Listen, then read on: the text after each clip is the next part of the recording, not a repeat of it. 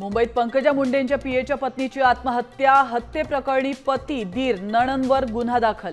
CBI चौकशीची कुटुंबियांची मागणी।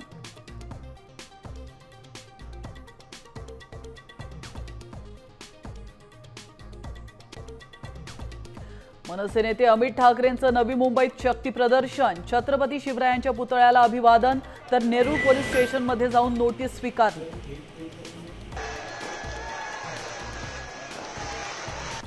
शिंदेंसोबत न बोलण्यासारखं काहीही घडलं नाही। नाराजीच्या चर्चांवर मुख्यमंत्री फडणवीसांचं स्पष्टीकरण, तर ज्यांचा सत्कार त्यांच्यासाठी खुर्च्या ठेवल्या होत्या, शिंदेंचं वक्तव्य।